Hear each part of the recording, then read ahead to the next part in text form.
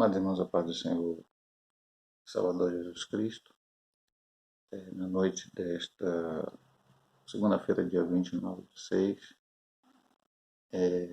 ainda em afastamento social, né, com as igrejas a qual eu pastoreio funcionando apenas domingo à noite, a Igreja Metodista Pentecostal, ali no Morro da Carolina de Jacatirão, nossa congregação em Jardim Santa Marta, Belfor Roxo, e agora também a nossa congregação em Nova Campinas, Duque de Caxias. Então, apenas estamos reunindo por encontro, aos domingos à noite, para orar pelo Brasil, orar por toda essa situação que está acontecendo.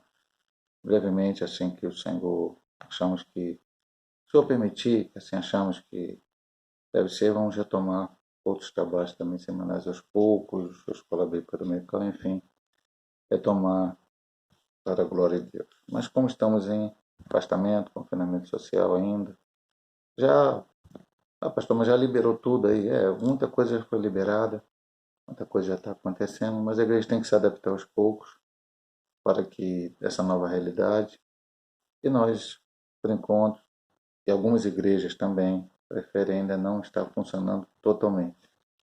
Algumas outras igrejas já estarão aí funcionando praticamente normalmente, e nós respeitamos a decisão de cada pastor, de cada denominação. Nós, por enquanto, pretendemos estar assim, até que sentimos a segurança para não ter que abrir a igreja, fazer trabalhos e depois, de repente, por causa de alguma situação, ter que recuar e fechar novamente ou diminuir a quantidade de trabalho. Mas é por isso que estamos orando aos domingos à noite.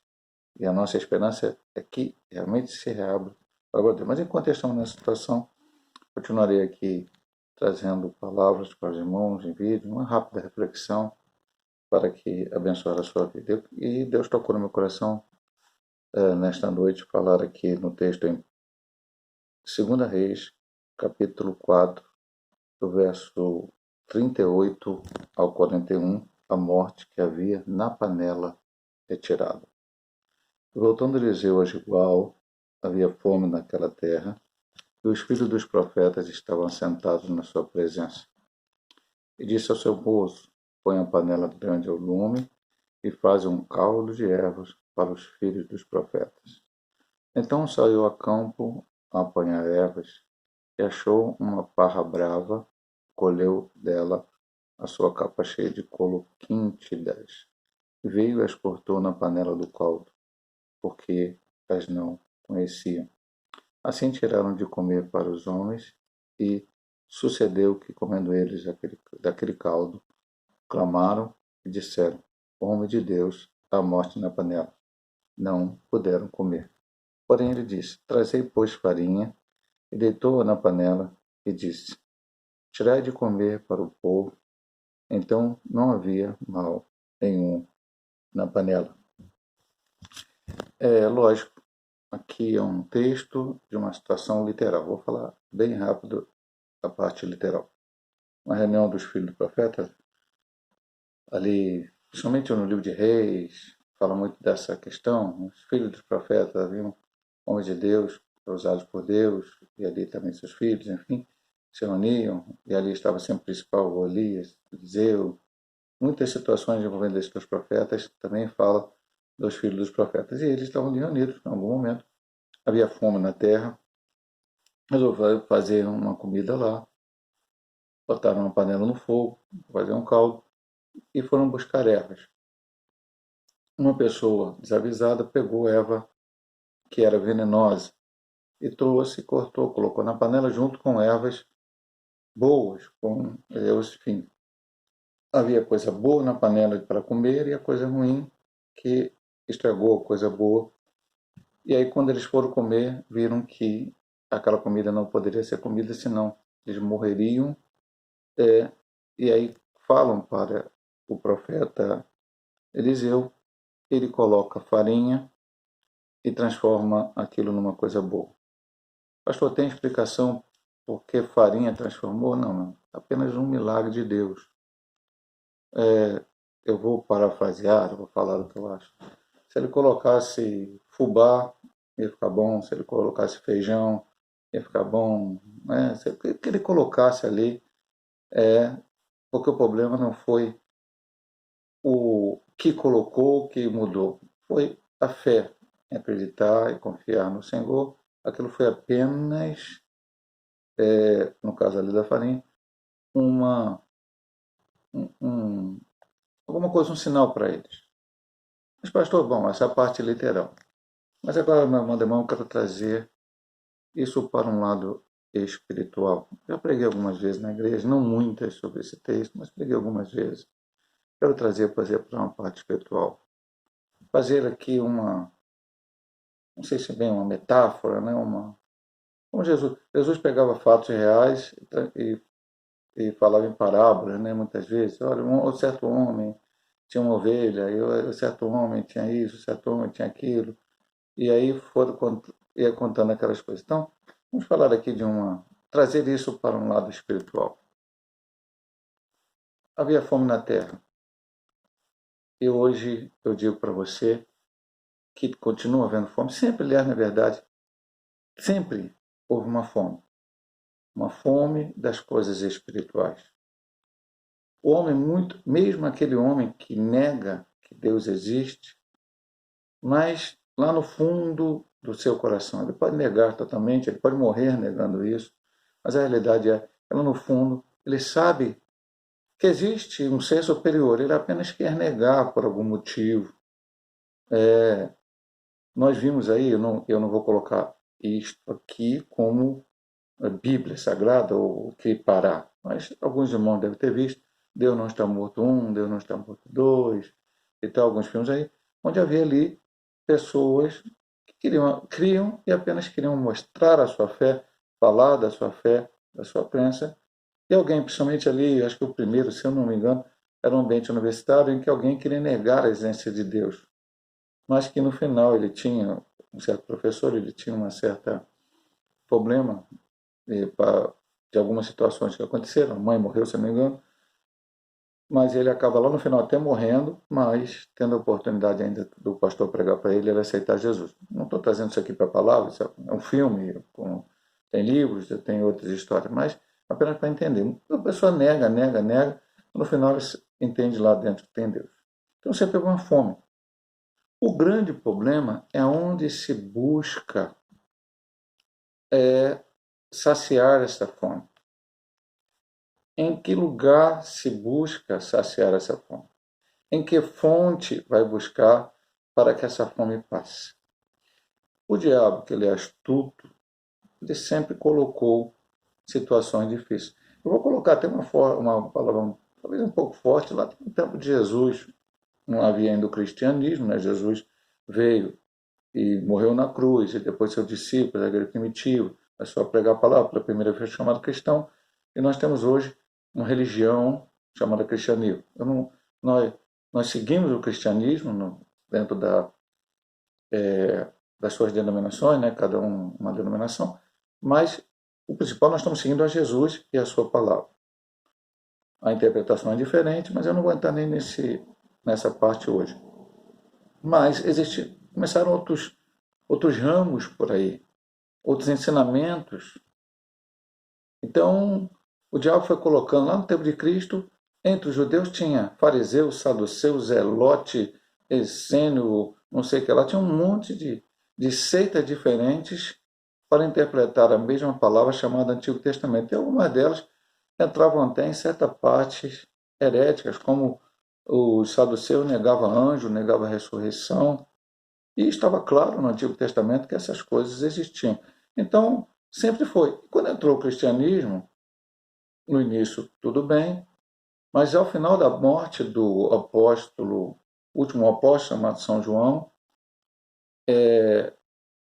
vieram o que a história da igreja conta como a primeira igreja primitiva, né? Até, vamos dizer assim, até a morte de João, a igreja primitiva. E depois os pais da igreja.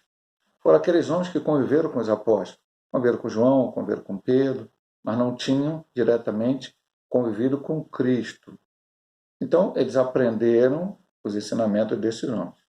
E aí, e havia lideranças na igreja, logicamente, E aí surgiram, de repente, alguém pregando, olha, Jesus não é Deus, ou o Espírito Santo não é Deus, ou não tem que batizar, ou não tem que fazer isso. E aí começaram aquelas coisas surgirem, e esses homens se reuniram e fizeram o que a Bíblia chama, o que hoje nós chamamos de Bíblia, cânon sagrado.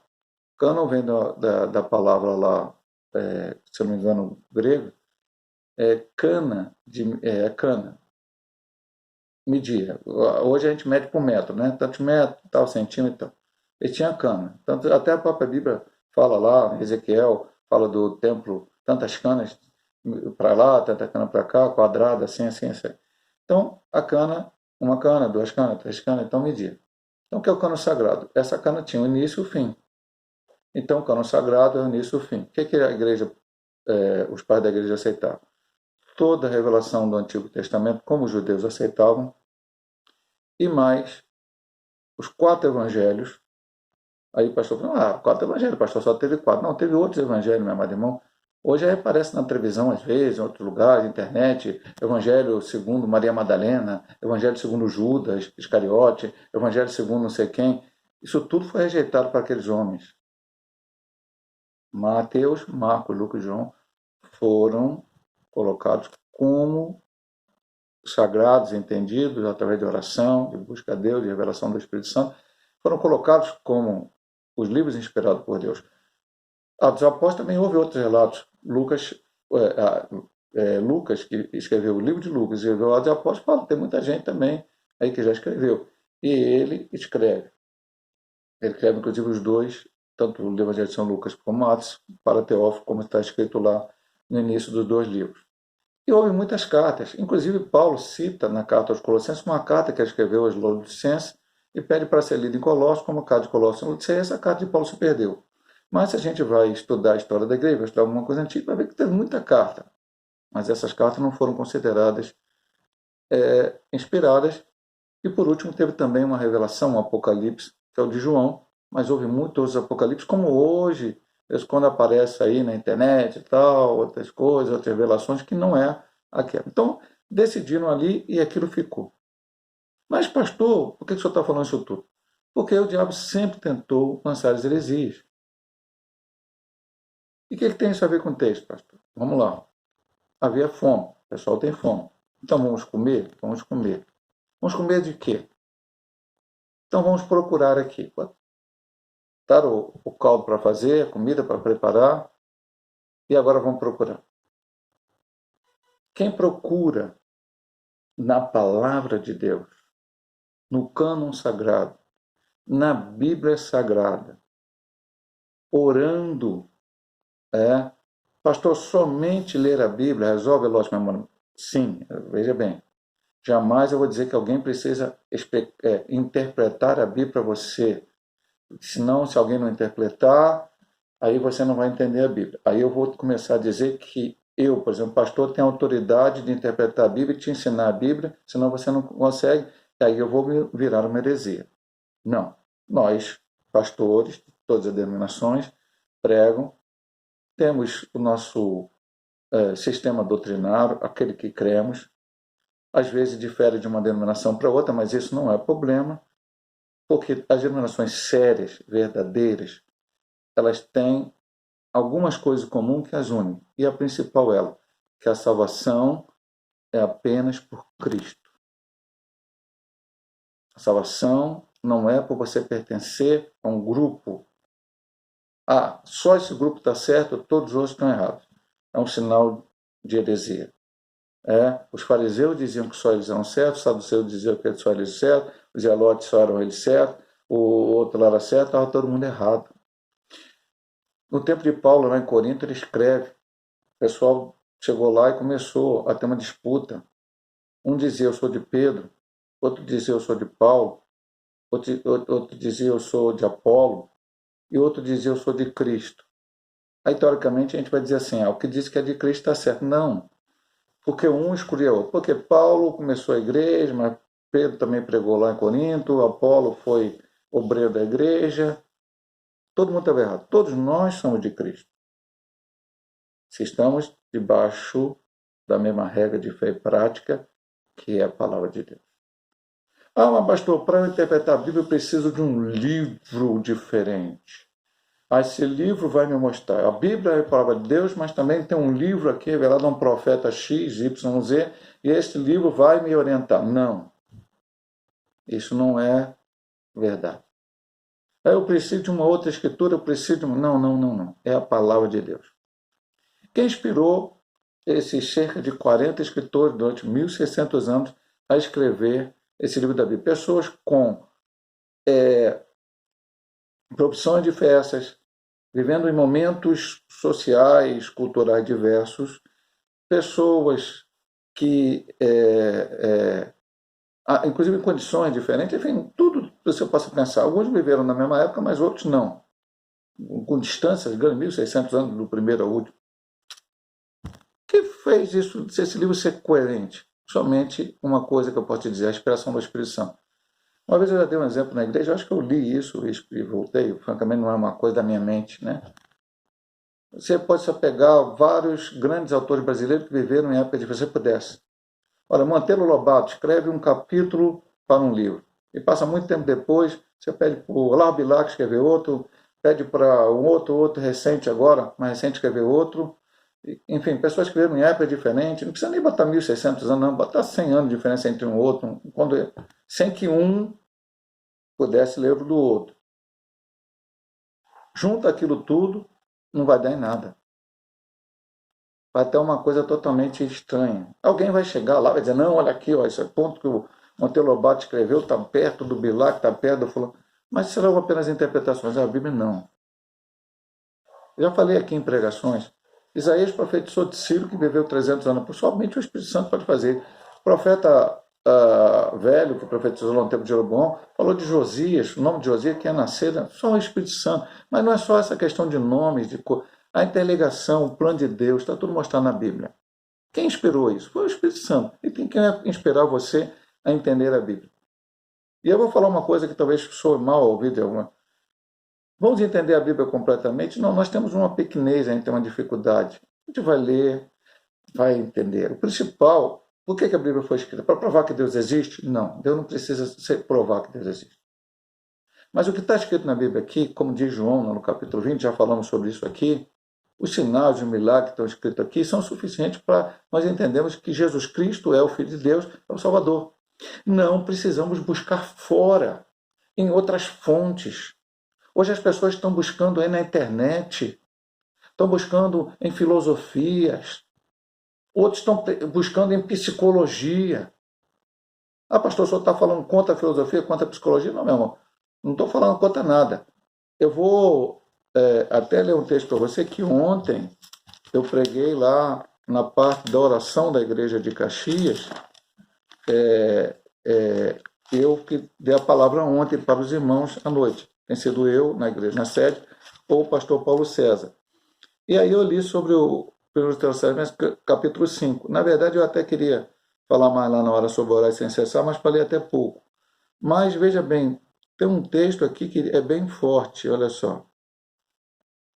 Versículo 21. Examinai tudo e retende o bem. Pastor, é pecado ir lá na internet ver? Não, meu amado irmão, não é pecado você ir lá na internet ver. Um sujeito tem uma opinião aqui que isso não aconteceu, ou aquilo não aconteceu, ou isso não é aquilo que te ensinaram na aula de história, ou me ensinaram ali. Tu vai lá ver isso, tá, tem opiniões.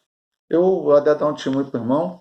Houve um tempo que eu fiquei muito voltado a pesquisar e tinha muita coisa guardada no meu computador, depois meu HD, o computador que eu tinha normal, né?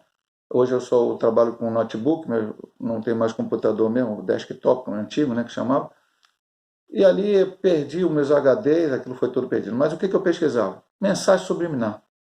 Porque lá no seminário, um irmão, que na época estava conosco, trouxe algumas mensagens na época de coisas que tinha em calendário, que tinha em música. E aquilo me despertou já na época de seminário. Depois eu pesquisava muito. Olha, tem ali no Rei Leão, tem mensagem subliminar, no outro lá, isso, aquilo, e aqui, no comercial da televisão, e naquilo ali. Tem até alguns livros aqui que, na verdade, estão aí guardados, porque numa época falou-se muito da nova era, hoje não estão falando muito, mas falou-se nova era para cá, nova era para cá, e aquilo lia muito, pesquisava muito. Mas, meu amado irmão, depois eu perdi um pouco aquilo. Por que, pastor? Não existe nova era, não existe vivencial? Não existe, meu amado irmão. Mas eu vou dizer uma coisa para você.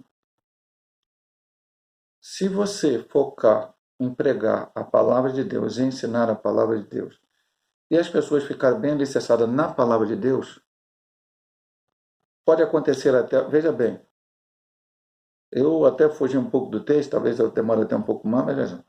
Eu vou voltar ao texto aqui para ilustrar isso que eu vou falar para você. Alguém foi lá fora e erradamente pegou, colocou quíntidas, uma erva que era venenosa. Colocou junto com a boa. E esse é o problema. Eu vou voltar um pouco, eu vou voltar lá para falar isso que eu ia falar com você. O marqueteiro de Hitler, isso aí está tá aí em qualquer livro de história ou até em documentários. Ele dizia assim, uma mentira falada várias vezes, ela acaba se tornando verdade. E há um problema que uma pequena mentira no meio de... Você tem 80% de verdade e 20% de mentira, aquela mentira acaba penetrando, permeando e parece ser verdade. Então temos que ter muito cuidado. Porque às vezes essa pequena mentira, esse pequeno erro, essa pequena erva venenosa vai fazer a gente se afastar da verdade que é a palavra de Deus. E aí você pode começar a crer em coisas que a Bíblia não diz, que a Bíblia não fala, que a Bíblia diz de outra maneira. Como diz os antigos, né? Há um salmo lá, se você pegar uma parte do salmo, diz assim, não há Deus.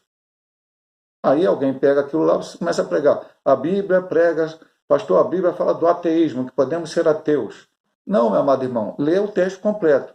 Disse o louco, o nécio, aquele que não tem consciência no seu coração, não há Deus. Então o louco disse isso. Não sou eu que tenho entendimento e que conheço a palavra dele, vou dizer que não há Deus. Então assim por diante. Há doutrinas que não podemos fugir delas. Eu vou falar bem forte para o irmão, para a irmã. A trindade. A Bíblia está clara. Pastor, mas não tem trindade na Bíblia. Não tem, meu amado irmão, a palavra.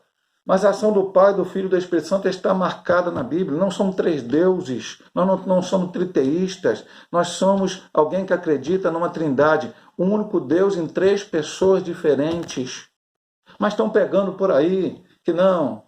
Um outro grupo diz que tem que guardar um dia específico. Se você não guardar aquele dia, que no caso o sábado, você não vai ser salvo. Aí, quando você fala, não tem nada a ver, olha só, tudo bem. Mas eu tive com uma pessoa dessa dentro da minha casa, muitos anos atrás, e perguntei para ele, se eu posso ser da sua igreja, sem guardar o sábado? Não. Então a salvação não vai ser pela fé em Jesus Cristo, vai ser para guardar um dia, para guardar uma festa, para guardar uma coisa. Então cuidado, meu irmão, mas às vezes uma pequena coisa no meio de uma verdade total pode te levar a um erro. Havia morte na panela. Não podemos colocar heresia no meio da palavra. Não podemos colocar coisas erradas no meio da palavra. Vai lá para Timóteo, e você vai ver o que aconteceu nos últimos tempos. Homens amantes de si mesmos e tal, pregando coisas que não estavam na palavra de Deus. É isso que está acontecendo nos dias de hoje, meu amado irmão. Pastor, mas como eu me defendo com isso? Olha, no final ele jogou uma farinha. Aí eu disse para você na hora literal, podia ser farinha, feijão, arroz. O que aconteceu ali? Meu amado irmão, eu digo para você, esteja sempre orando. Eu falo uma coisa na igreja. Oração preventiva. Eu falo até há pouco tempo, não tem muito tempo que eu falo isso não, até um pouco tempo que eu tenho falado isso na igreja. Oração preventiva. Como assim, pastor? Eu estou vendo as coisas passar. Eu vou dizer para você uma oração que eu já fiz, que é preventiva. Senhor, não deixe que nenhuma dessas heresias que estão aí na internet, na televisão, que estão aí falando, essas besterol, eu venha a um dia deixar a tua palavra e ir para essas coisas. Porque eu também corro risco, meu amado irmão. Não é só eu estou pregando achando que só você que vai ouvir esse vídeo é que pode de repente abandonar a palavra e eu não, eu vou ficar o resto, não, se eu não vigiar. Então, ora a Deus, Senhor, não deixa, não permita. Mas, pastor, e o que o senhor faz, o senhor particularmente, para isso? Eu leio a Bíblia todo dia, meu amado irmão. Leio a Bíblia todo dia. Mas só ler a Bíblia, pastor, também eu oro todo dia. Eu busco a Deus. Quando eu posso estar na casa do Senhor, estou. Procuro ouvir outros pregadores ouvindo também a palavra de Deus. Procuro ouvir louvores que elevam a nossa alma. E aí não vou ficar aqui falando, prefiro até os louvores antigos. Não esses hoje que eu vou tripudiar, eu vou pisar na cabeça, eu vou subir no palco, vão bater palma para mim, é só vitória, só vitória, só vitória. Eu prefiro louvores antigos, não vou citar nenhum cantor aqui agora, em um grupo, mas que falam em adoração, falam em comunhão, falam em entrega a Deus, falam de verdadeiramente da valorização da sua palavra. E aí minha alma fica elevada, eu sinto comunhão com Deus. Busque a Deus, porque se por um acaso alguma erva venenosa vier para tirar o sabor daquilo que você aprendeu, Deus vai fazer com que aquilo seja dissipado. E se você tiver alguma dúvida, você que está me ouvindo, não só serão as ovelhas da minha igreja que ouvirão a minha pregação, mas se um dia surgir alguma dúvida na sua mente, procure o seu pastor, e pergunte a ele, converse com ele, antes que aquilo entre na sua... Antes que você fique com aquilo. Olha, pastor, eu vi ali na internet, eu vi aqui, alguém falou comigo, um amigo, um vizinho, não sei quem, um parente, que isso aqui, isso aqui. Eu vejo sempre a igreja pregar de forma diferente. Certamente o teu pastor vai te orientar, vai te mostrar, não, meu irmão, senta aqui do meu lado, vamos ler a Bíblia. Vamos ver, olha, aqui, nesse texto diz isso, nesse texto diz isso, olha só o que significa isso, e você vai entender bem a palavra de Deus. Louvado seja o nome do Senhor pela vida de Eliseu. Estava ali no meio daqueles homens. Ele impediu que eles fossem mortos. E também estamos orando para que ninguém seja morto hoje, espiritualmente. Eu vou orar por você nesta noite, meu amado irmão. Pai amado, hoje eu vou fazer uma oração bem específica. Senhor Deus, eu peço a cura, eu peço a solução de problemas, eu peço todas as bênçãos que os teus servos precisam. Eu te peço nessa noite isso. Também te peço, entrego a vida de cada aqueles que estão ouvindo a tua palavra, o seu problema, a sua dificuldade. Mas também te peço a sua vida espiritual. O inimigo está aí, Senhor Deus, lançando as suas setas, lançando as suas armadilhas, como estudamos domingo na Escola Bíblica Dominical na última lição. Não podemos ignorar os seus ardis, não podemos, Senhor Deus, fugir dessa batalha. Temos que estar pronto com a armadura de Deus para poder lutar contra as hostes espirituais da maldade, lugares celestiais. Mas, Senhor Deus, guarda o teu povo. Que possa, Senhor Deus, se voltar para a tua palavra, não ser enganado por coisas que possam fazê-los sair da tua presença. Senhor Deus, ali estava Eliseu no meio daqueles homens, e ali, ó Pai, louvado seja no Senhor, com aquela farinha ele tirou a morte da panela. Senhor Deus, e aí aqueles homens não morreram, não pereceram. Também teu povo não possa perecer. A Bíblia chega até a dizer em um momento, meu povo pereceu por falta de conhecimento. Oséias fala, e nós repetimos aqui sempre, conheçamos e prossigamos em conhecer o Senhor. É a tua palavra em nossas vidas, Pai. Vem nos abençoar, vem nos ajudar, vem estar conosco, ó Pai, e abençoa-nos, perdoa-nos e ajuda-nos, em nome de Jesus. Amém. Deus possa te abençoar nessa noite, meu amado irmão, minha amada irmã, em nome de Jesus.